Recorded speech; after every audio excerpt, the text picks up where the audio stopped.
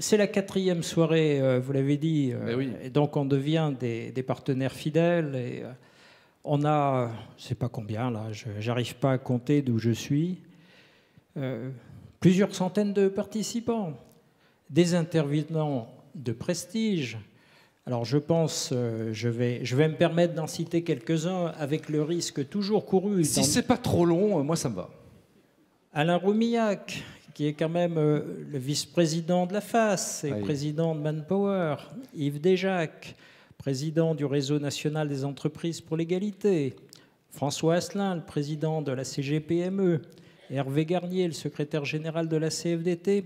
J'accélère, Marc. Catherine Tripon, qui est également à FAS. Bernard Lemaire, mieux vivre en entreprise, c'est vraiment le thème de ce soir.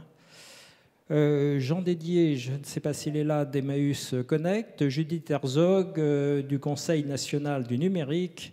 Et fidèle parmi les fidèles, si vous me permettez, chère Marianne Monchamp. On applaudit Marianne Monchamp, qui est chaque année, qui nous soutient, qui est avec nous. Que du bonheur, quelle fierté pour l'APF d'accueillir autant de partenaires et autant de personnages et de personnes prestigieuses. Que du bonheur, Marc, également. Souvenez-vous, la première année, j'étais pas complètement fier. Non, il ne faut pas le dire comme ça, parce qu'un président doit toujours défendre ses troupes. Mais nous étions quelque part avec nos entreprises adaptées, non pas au fond du trou, mais pas au mieux. 3 ans plus tard. Alors le bilan, 3 ans plus tard, est-ce que vous sentez qu'il y a quelque chose qui s'amorce aujourd'hui, que les entreprises prennent conscience de leur rôle? Chez nous, déjà, je tiens à dire qu'il y a eu quelque chose qui s'est passé dans l'année 2014. Nous avons cherché, nous avons recruté, et je tiens à rendre un hommage assez appuyé, et pour ne pas dire très appuyé, à Serge Widawski, qui aujourd'hui, avec son équipe et avec tous les directeurs des entreprises adaptées et des ESAT de l'APF, a fait un travail remarquable, puisque, allez, on ne va pas citer de chiffres, on n'est jamais certain, mais maintenant nous sommes en excédent. Très bien. Alors, on va l'applaudir, Serge Widawski, qu'on va entendre tout à l'heure. Alors, maintenant, les prochaines étapes. Alors, les prochaines étapes, eh bien... Il y a les élections, là. Est-ce que ça peut être le moment pour que le président de l'APF se fasse entendre auprès des différents candidats? Alors, le président de l'APF, il n'a plus beaucoup de voix, pour tout vous dire, parce que ça fait à peu près 4 ans qu'il râle. Demain, il est convoqué par les ministres pour s'expliquer parce qu'il a dit des choses un peu fortes. 500 000 chômeurs, un chômage de longue durée qui fait 2 ans et 2 mois en moyenne, je veux dire, c'est à peine scandaleux. Alors, on nous propose aujourd'hui des mesures qui ne sont pas du tout négligeables. Je pense à l'emploi accompagné, je pense à la formation et pas mal d'autres choses. Je constate quand même que le chômage, je ne suis pas sûr que la courbe soit complètement inversée. Alors, pour autant, cher Marc, je crois quand même que nous sommes en capacité de parler de bonheur au travail. Pourquoi ? Parce que, d'abord, on le pratique, ou du moins je l'espère, dans nos entreprises à l'APF. Qu'est-ce que c'est que le bonheur au travail? D'abord, c'est d'avoir un job. Et je reviens à votre question. Celui qui n'a pas de job, il ne peut pas être très heureux. C'est celui, pour nous, quand vous me voyez sur mon fauteuil, qui a un travail et un emploi qui est adapté, qui a reçu une formation. Mais c'est quelqu'un aussi qui a des collègues, qui est dans un environnement et donc qui n'est pas tout seul. Et encore une fois, à l'heure où on compte encore 500 000 chômeurs, quel bonheur d'avoir simplement ce travail. Bonheur de participer à la vie de la société, de ne pas en être exclu. Bonheur de participer à l'activité économique, et je crois que tous les acteurs de la vie économique qui sont dans cette salle le comprendront bien. Mais pourquoi? Je dirais c'est bien à nous. Moi, je suis quelque part employeur. D'ailleurs, je dis ça pour mon ami Hervé. De temps en temps, quand je préside le comité central d'entreprise, on m'appelle patron maintenant, donc ça fait un peu bizarre, mais bon. Et c'est bien à nous, employeurs, en tout cas, de créer, d'organiser les conditions de se mieux vivre ensemble. Et j'en terminerai, ou presque, parce que je suis toujours aussi bavard, vous me connaissez maintenant, pour dire que c'est aussi du bonheur pour l'entreprise. Parce qu'une entreprise où le travailleur, fût-il handicapé, est heureux et bien dans sa peau est une entreprise qui marche bien, qui tourne bien. Donc voilà, c'est le gage pour moi d'une cohésion des équipes, c'est le gage d'une bonne santé économique, donc du succès et de la croissance. J'en termine d'une phrase, promis, juré, non. Mieux vivre ensemble, donner du sens au travail, concilier les temps de vie, concilier performance et qualité de la vie au travail. C'est ce qui, au quotidien, nous unit et nous préoccupe, en tout cas au sein d'APF Entreprises. Et j'en termine en disant que cette 4e soirée doit être pour nous tous l'occasion d'identifier, de partager, de valoriser les solutions.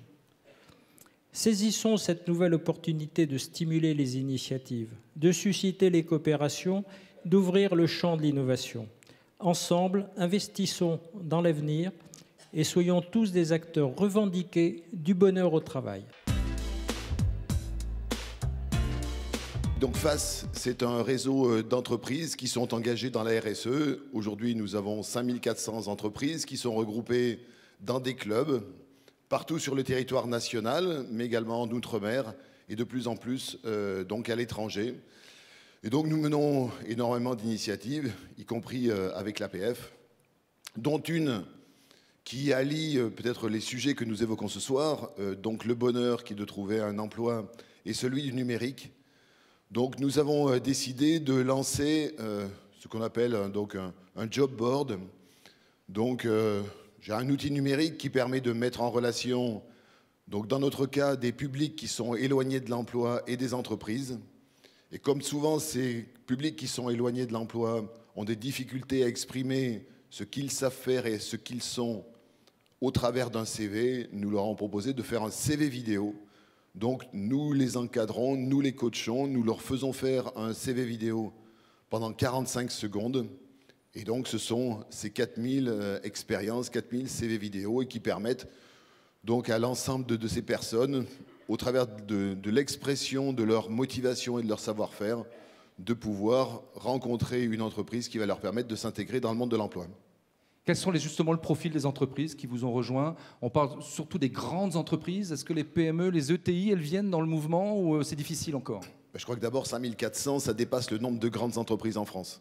Oui. Donc on a beaucoup de PME, d'ETI en particulier dans chacun de nos territoires, parce que souvent donc, ces chefs d'entreprise ont envie de contribuer, on va dire, au vivre ensemble, au faire en sorte d'aider à l'inclusion de populations qui sont éloignées de l'emploi et de les aider sur tout sujet de précarité, y compris la précarité numérique, la précarité énergétique. Donc ce sont tout type d'entreprises. Bien sûr, quelques grandes qui ont lancé cette opération, mais des dizaines, des centaines, des milliers de PME qui sont avec nous.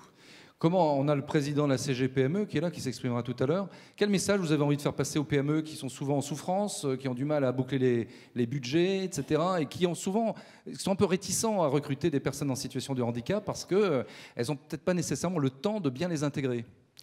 D'abord, il y a aussi un certain nombre d'entreprises qui peuvent leur fournir des personnes et elles peuvent aider en achetant un certain nombre de services travaillés avec des entreprises en situation de handicap. Si vous me permettez une minute de publicité, elles peuvent aussi travailler avec des entreprises de travail temporaire. De plus en plus oui, aujourd'hui... vous êtes président de Manpower, hein, voilà. Il faut le dire. Aujourd'hui, c'est ce que nous évoquions, de plus en plus d'entreprises nous sollicitent pour pouvoir intégrer donc, du personnel en situation de handicap. On a un superbe partenariat, entre autres, au travers de Manpower avec l'AGFIP. Et tous les ans, le nombre de personnes que nous mettons à l'emploi en situation de handicap croît de façon beaucoup plus importante que le nombre de personnes que nous mettons à l'emploi. Donc une demande extrêmement forte. Et nous avons une équipe, en ce qui nous concerne, mais c'est vrai aussi pour les autres grands acteurs du métier, qui ont des équipes spécialisées pour trouver ces personnels-là. Alors donc le président Alain Rochon n'a pas à être inquiet sur l'avenir. Les choses sont en train de bien s'amorcer. 2 mots sur ce partenariat avec APF, et on en restera là. Donc ce partenariat avec APF, encore une fois, FACE. Nous sommes là pour aider tous les publics qui sont en situation de difficulté et donc nous mettons à disposition de l'APF et donc l'ensemble de notre réseau et d'un certain nombre d'initiatives, là encore, pour pouvoir aider donc, les personnes qu'aide l'APF donc, à s'intégrer dans le marché de l'emploi et plus largement pour traiter toute leur situation de précarité. Je voudrais vous remercier infiniment de m'accueillir parmi vous ce soir. Je dois vous dire qu'en pensant à ce que j'allais partager dans un instant avec vous, je me suis dit qu'il fallait avoir une vraie bonne grosse dose d'inconscience quand on est DRH d'un groupe qui compte 300 000 salariés, de conclure une soirée qui a pour thème demain le bonheur au travail. Et j'ai remarqué que c'est demain le bonheur au travail sans point d'interrogation. Donc c'est une affirmation. Et alors pourquoi est-ce qu'il faut avoir une bonne dose d'inconscience? C'est que il suffit de regarder quelques chiffres que vous avez, j'imagine, les uns et les autres en tête. Est-ce que vous avez en tête le pourcentage de salariés démotivés en France? C'est 40%. 40%, c'est énorme. 20% de nos concitoyens considèrent que leur travail est un plaisir. 20%. Quand 62% considèrent que c'est une contrainte, une routine, ou alors au mieux une sécurité. Quelques chiffres encore, c'est déprimant, pardon, le thème est le bonheur au travail. 63% des Français ressentent au quotidien, elles le disent, du stress, un stress fort. Certains ont peut-être lu le dernier livre de Gérard Mermet qui s'appelle « Réinventer la France » et il dit « La France est l'un des pays les plus déprimés au monde ». Pardon, hein, c'est pas gai, mais il faut le dire. Et j'ajoute qu'on est le premier pays au monde consommateur d'anxiolytiques. Et enfin, tout ça pour vous dire à quel point je me demande ce que je fais là, et enfin, le baromètre Wind-Gallup de 2013 place la France à l'avant-dernière position sur 54 pays en termes de ressenti de bonheur dans notre nation. Vous mettez l'ambiance, vous, en fin de soirée? Oui, absolument. Ouais. Je suis là pour casser. Et je vais même compléter mon propos sur le sujet du numérique qui a été admirablement évoqué tout à l'heure. Il est réputé, les nouvelles technologies de l'information et de la communication, plus tellement nouvelles à dire le vrai, sont réputées tellement destructrices ou anxiogènes qu'on a inventé un droit qui est le droit à la déconnexion, parce que c'est nocif. Donc franchement, qu'est-ce que vous voulez que je vous dise? Enfin, je suis content d'être là, mais... Alors, si vous le permettez, je vais quand même poursuivre et je vais vous dire pourquoi je pense comme DRH, comme directeur des ressources humaines d'une entreprise importante, pourquoi et surtout comment le bonheur au travail c'est objectivement possible. On va faire 3 secondes et demie de philosophie et puis après on va rentrer dans la dimension pratique. Je voudrais juste vous dire ce que c'est que pour moi le bonheur. Et le bonheur au travail. 3 secondes, je vous promets, pas plus. Le bonheur, c'est pas le plaisir ou la satisfaction. Ça, c'est insuffisant, c'est trop léger. C'est pas la satisfaction d'une envie, d'un désir individuel immédiat. Le deuxième point, c'est qu'il n'y a pas de bonheur seul. Le bonheur, il ne se construit que de manière collective. Et enfin, le troisième point, c'est qu'il n'y a pas de bonheur sans effort. Et on l'a vu au travers de diverses interventions, le bonheur résulte de l'effort, il résulte de l'effort, qu'il soit d'ailleurs individuel ou collectif. Alors, et j'en viens au fait, pourquoi le bonheur au travail c'est possible? Parce que les managers que nous sommes, nous manageons tous, soit des équipes, soit des projets, soit les deux, nous avons un rôle qui n'a jamais été aussi fondamental, un rôle qui n'a jamais été aussi exigeant, mais donc aussi passionnant. Notre priorité comme manager, elle doit être de développer la motivation, de développer la compréhension, de développer l'adhésion des équipes, de développer l'envie. Et quand on fait tout ça, on développe les conditions d'exercice, de réalisation du bonheur au travail. Alors, on entend l'inverse. On nous dit, mais attendez, vous êtes gentil, mais en période de crise, on n'a pas le temps de s'occuper de tout ça, ça ne va pas. Allons à l'essentiel, il faut tenir la bride courte. L'affect en entreprise, alors franchement, l'affect en cette période troublée, s'il vous plaît, oubliez. Et plus la crise est forte, plus la tendance d'un management qui est désincarné, qui est mécaniste, est prégnante. Et plus on retrouve Charlie Chaplin dans les temps modernes, vous voyez, en train de visser des boulons sans comprendre ce qui lui arrive et pourquoi il le fait. Réveillons-nous. Réveillons-nous, on est réveillés ici, hein, donc mon message ne s'adresse pas à nous, mais s'il vous plaît, réveillons-nous. On peut changer, nous, ici, et tant d'autres que l'on va convaincre, on peut changer le cours des choses. Mais pour ça, je voudrais simplement vous partager avec vous, vous les connaissez, 4 clés élémentaires de construction du bonheur au travail. Première clé, prendre du temps pour expliquer ce que l'on veut faire, le projet de l'entreprise, sa stratégie. Prendre du temps, c'est en gagner. Si vous savez ce pourquoi vous agissez, de passif, vous devenez acteur.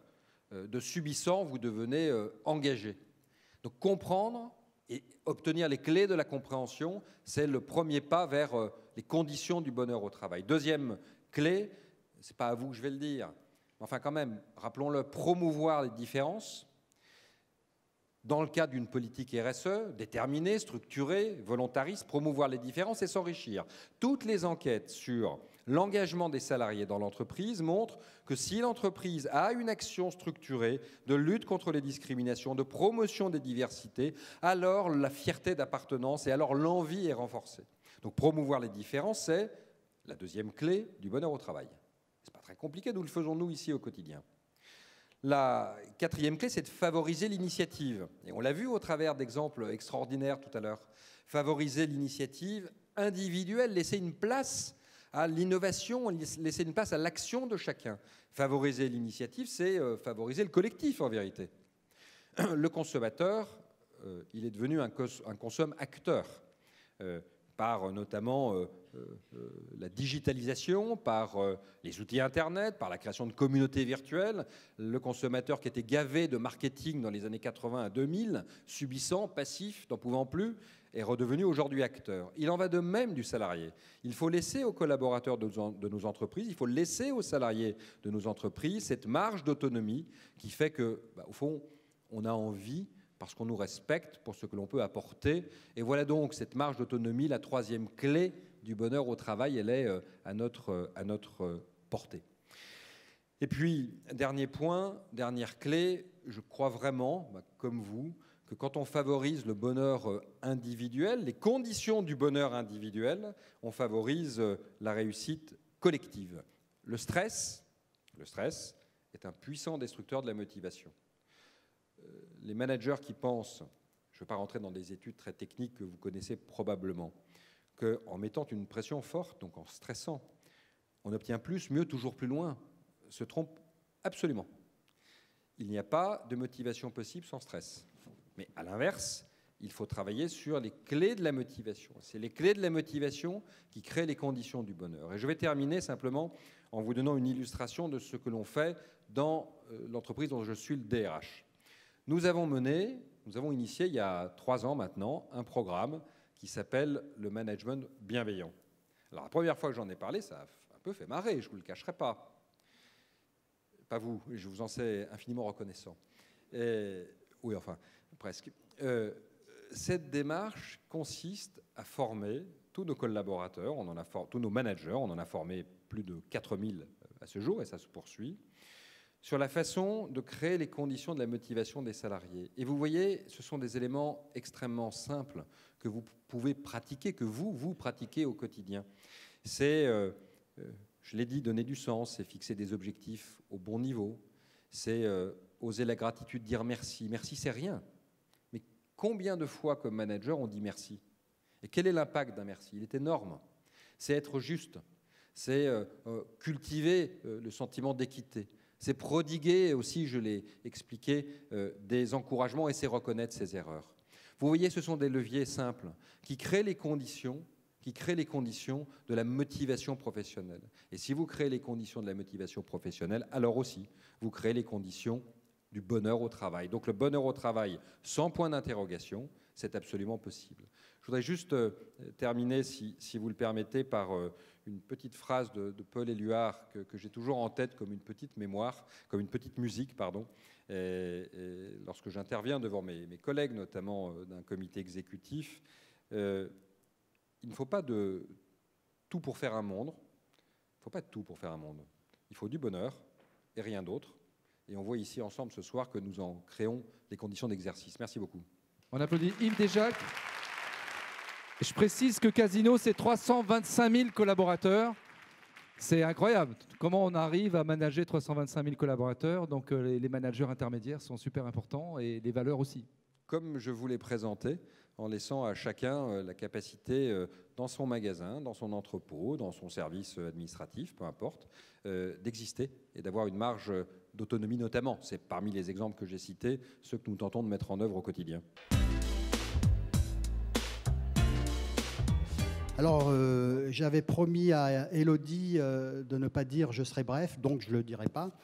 Donc, par contre, il me semble qu'au niveau de cette soirée, il y avait une seule question à laquelle on se devait de répondre. Est-ce que le bonheur au travail, c'est possible? Bon, je crois que c'est bien parti, mais c'est pas très fort. Bah, recommence. C'est pas trop... Le bonheur au travail est-il possible? Oui. Voilà, très bien. Tu préfères. Alors, je tiens à remercier bien sûr tous nos formidables intervenants, toute l'équipe organisatrice, vous tous participants de cette soirée, qui étaient bien sûr placés sous le signe du bonheur tout court. Alors, ce n'est pas une thématique à laquelle on s'attendait forcément à rencontrer l'APF. Mais au cours de cette soirée, il y a eu, je dirais, beaucoup d'espoir.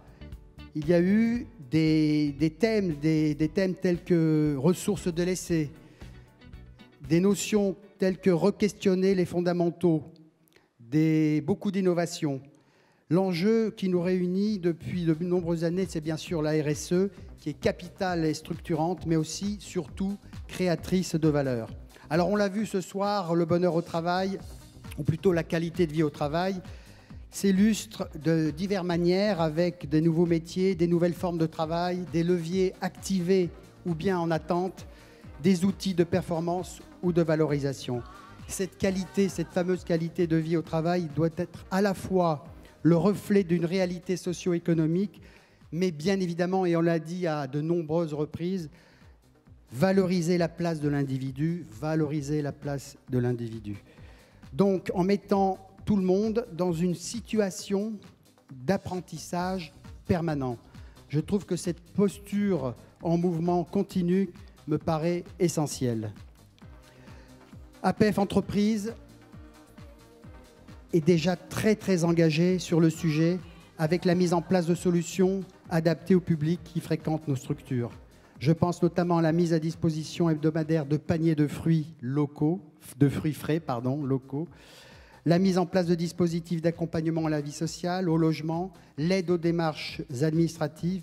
On peut le comprendre lorsqu'on voit le public fragile que l'on accueille. Cette dynamique va être encore étendue à l'ensemble de l'APF et je tiens à souligner que déjà sur la région Hauts-de-France, la direction régionale Hervé L'Herbier est ici, on est déjà engagé très sérieusement dans cette démarche de RSE. La dynamique sociale est plus que jamais fédératrice de la RSE actuelle. Et à l'APF, et je conclurai là-dessus, nous appelons à faire coexister le développement économique et la qualité de vie au travail de l'ensemble de nos salariés, de nos usagers et de nos bénévoles. Je vous souhaite une très belle soirée en nous rejoignant au cocktail.